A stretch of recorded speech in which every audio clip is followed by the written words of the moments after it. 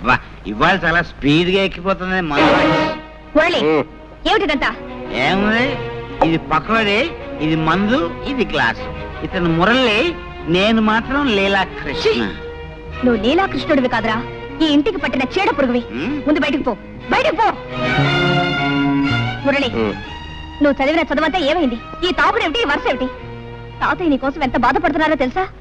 అనుకుంటే అంత బాధే. బాధల్లోనే పుట్టాం, బాధల్లోనే పెరుగుతున్నాం, బాధల్లోనే పోతాం. అసలు ఈ ప్రపంచమే బాధల్లో ఉంది. మురళి, నువ్విప్పుడు మత్తులో ఉన్నావు. నేనేం చెప్పినా అర్థం కాదు. మరోసారి నువ్వు తాగేవని మాత్రం నాకు తెలియకూడదు.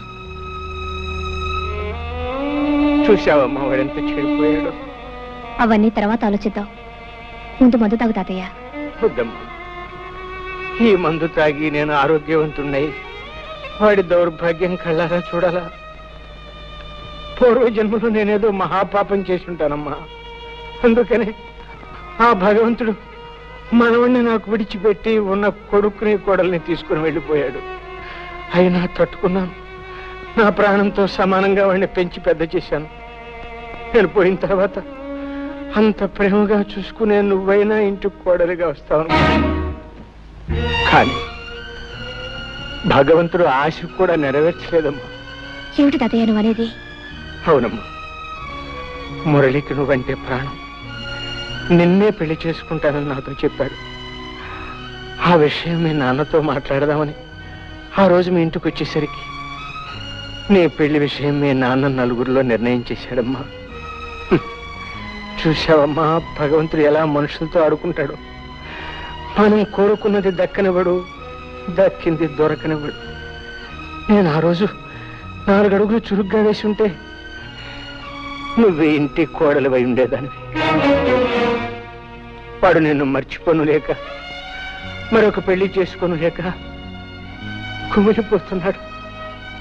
తాగుడుకు బానిసయి వాడి ఆరోగ్యం సర్వనాశనం చేసుకుంటున్నాడు. వాడిని ఆ స్థితిలో చూస్తూ నేను ఎలా బ్రతకగలనమ్మా? అమ్మా జానకి, నువ్వు నాకు ఒక మాట ఇవ్వమ్మా. ఏమిటి తాతయ్య? నేను పోయిన తర్వాత వాడిని జాగ్రత్తగా చూసుకుంటానని, వాడి బ్రతుకు బండల కాకుండా మనిషిని చేసి ఒక దారిలో పెడతానని నాకు మాట ఇవ్వమ్మా. అలాగే తాతయ్య. జానకే, జానకే, జానకే, జానకే, జానకే, ఎక్కడా ఎక్కడ నువ్వు?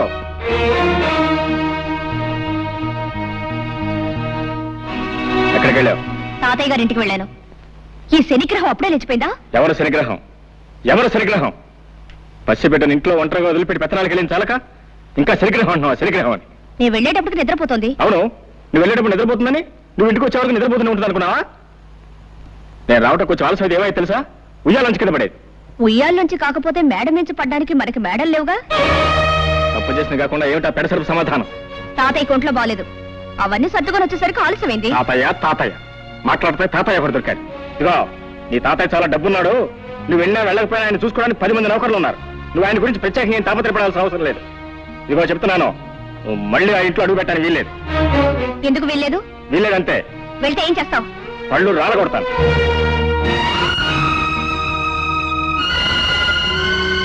అమ్మా, జానకమ్మ గారు. ఏమిటి రావాలమ్మా ఇలా వచ్చావు? తాతయ్య గారు ఇప్పుడే పోయారమ్మా. తాతయ్య?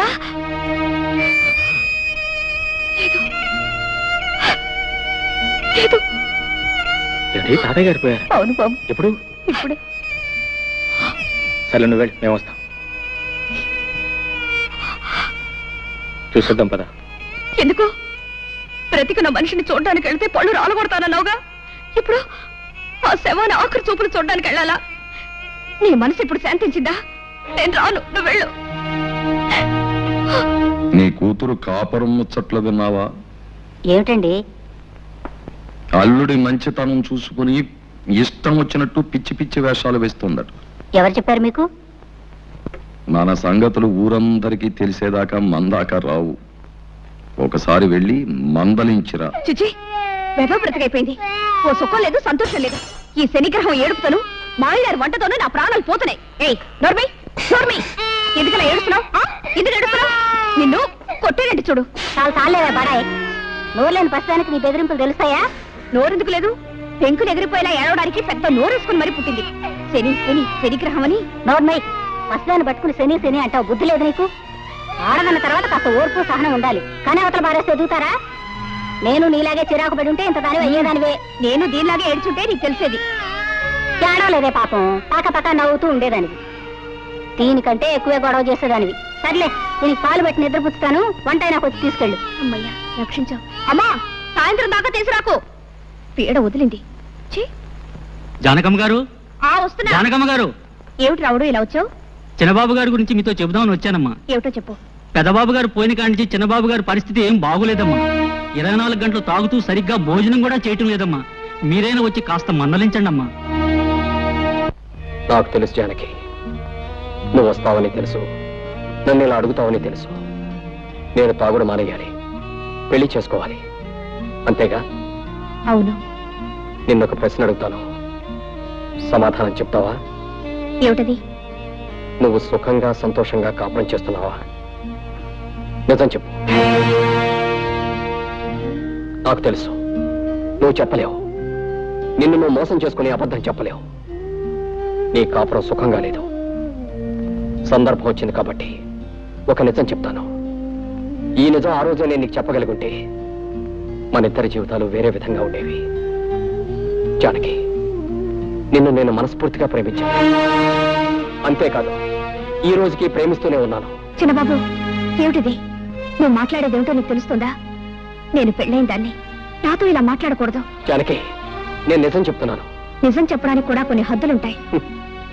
అవన్నీ ఆలోచించబట్టే నువ్వు నాకు తక్కకుండా పోయావు. ఆ పెళ్లి చేసుకుని నువ్వు సుఖపడింది లేదు. నువ్వు లేని నా జీవితానికి ఏ సుఖం లేదు. ఇక ఈ జీవితాలు ఇంతేనా? ఇంతే. ఇంతకన్నా చేసేదే ఉంది? ఉంది. దానికి మరో మార్గం ఉంది. చేస్తావా? ఏమిటిది? నాతో వచ్చేయి, ఎక్కడికైనా పోయి సుఖంగా బ్రతుకుదాం.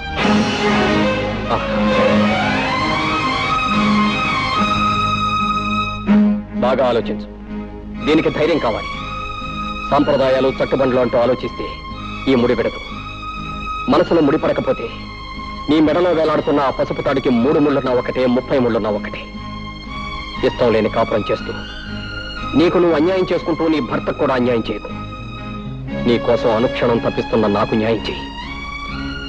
బాగా ఆలోచించుకొని ఓ నిర్ణయం తీసుకో.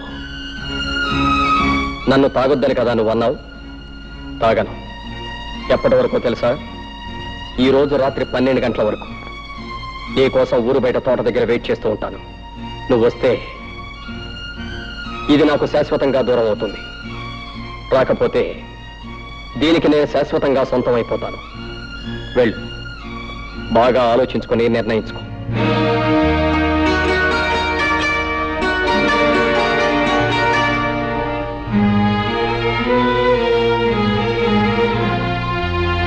ఆగు జానకి, మురళి నీతో మాట్లాడినంత విన్నాను. కంగారు పడకు, నేనెవరికి చెప్పను. నువ్వు నన్ను చీడ పురుగని పేడ పురుగని చాలాసార్లు అన్నావు. నేనెప్పుడు ఫీల్ అవ్వలేదు, అవ్వను.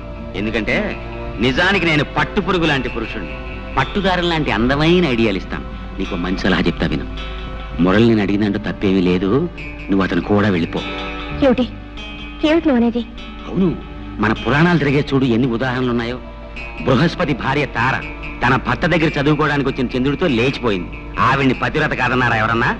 రాముడు కాలు తగిలి మళ్ళీ మనిషి అయిపోయిన అహల్య కథ మనందరికీ తెలుసు. ఆవిడ్ని పతివ్రత కాదన్నారా ఎవరన్నా?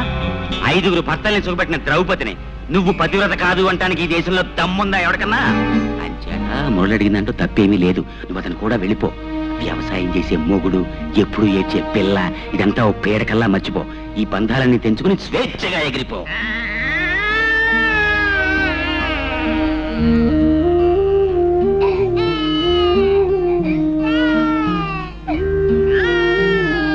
అమ్మమ్మ నడుకో నడుకో, అమ్మ నడుకో. పాప ఇంకా నిద్రపోలేదా?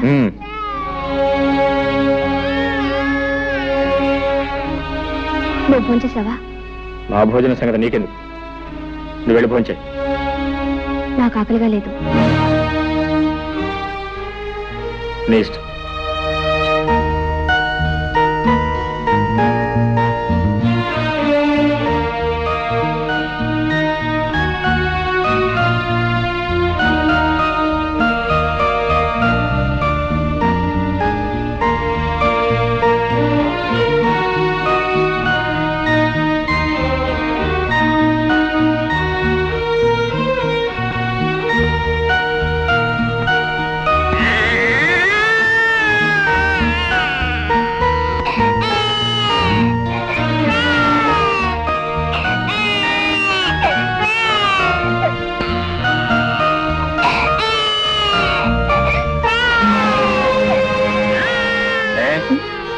బిడ్డ ఏడుస్తుంటే వినపట్లేదా కనపట్లేదా?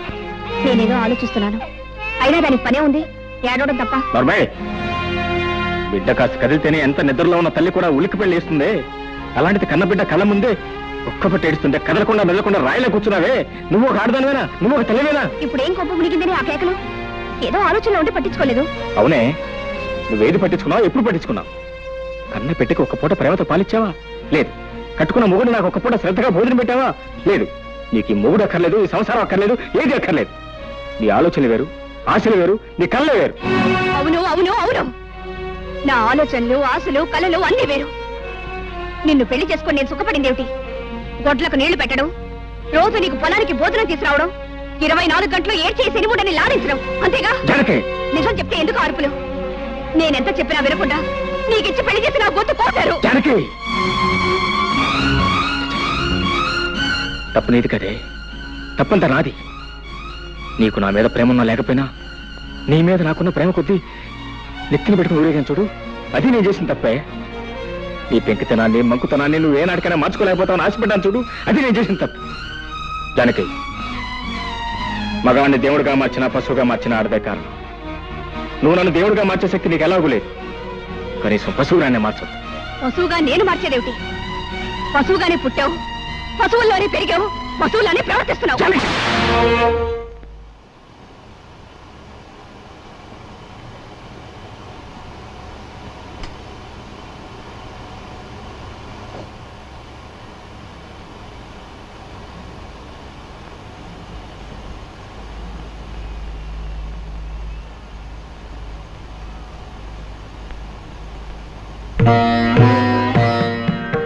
మనసులో ముడిపడకపోయిన తర్వాత నీ మెళ్ళో వేలాడుతున్న పసుపు తాడుకు 3 ముళ్ళున్నా ఒకటే, 30 ముళ్ళున్నా ఒకటే. ఇష్టం లేని కాపురం చేస్తూ నీకు నువ్వు అన్యాయం చేసుకుంటూ నీ భర్తకు కూడా అన్యాయం చేయకు. నీ కోసం అనుక్షణం తప్పిస్తున్న నాకు న్యాయం చేయి. పురాణాలు తిరగేస్తుడు బృహస్పతి భార్య తారేం చేసింది? భర్త దగ్గర చదువుకోవడానికి వచ్చిన చంద్రుడితో లేచిపోయింది. ఆవిడ్ని పతివ్రత కాదన్నారా ఎవరన్నా? వ్యవసాయం చేసే మొగుడు, ఎప్పుడు ఏడ్చే పిల్ల, ఇదంతా పేడకల్లా మర్చిపోయి అతనితో వెళ్ళిపోయింది. నీ కోసం ఊరు బయట గుడి దగ్గర వెయిట్ చేస్తూ ఉంటాను. నువ్వు వస్తే ఇది నాకు శాశ్వతంగా దూరం అవుతావు, రాకపోతే దానికి నేను శాశ్వతంగా సొంతం అయిపోతాను. బాగా ఆలోచించి నిర్ణయించు, బాగా ఆలోచించి నిర్ణయించు, బాగా ఆలోచించి నిర్ణయించు. నా కోసం వచ్చే, నా కోసం వచ్చే, నా కోసం వచ్చే.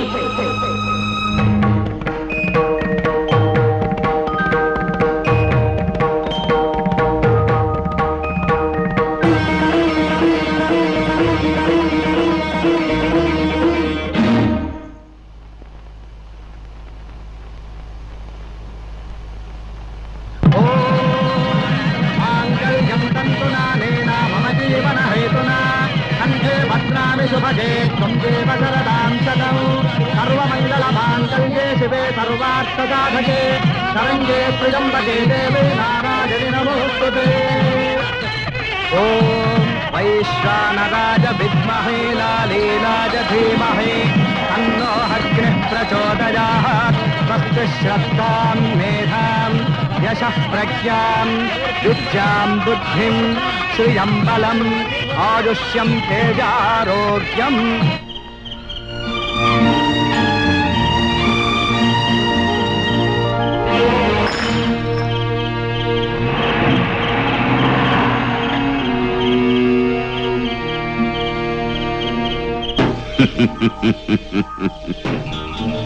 ఒరేయ్ నరసింహం, నీ కూతురు నాకిచ్చి పెళ్లి చేయరా అంటే నా కూతురు జాతిరత్నము, నువ్వు గులకరాయివే నన్ను హేళన చేస్తావా? అది కూడా నీ జాతిరత్నం ఇంకోటితో లేచిపోతోంది.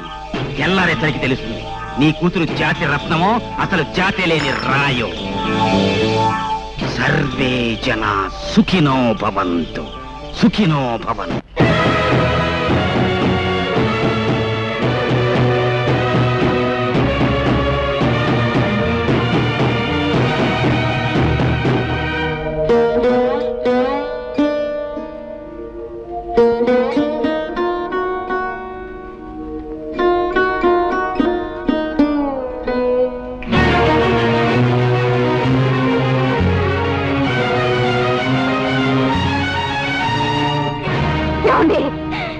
అక్కడికన్నా తులసీవనం లాంటి మన వంశంలో పుట్టిన ఆ గంజాయి మొక్క నరికేసే వరకు నాకు మనశ్శాంతి ఉండదు. వద్దండి, ఆ గంజాయి మొక్కని కన్నా పాపానికి ముందు నన్ను చంపి తర్వాత దాని ప్రాణం తీయండి. చంపండి, చంపండి.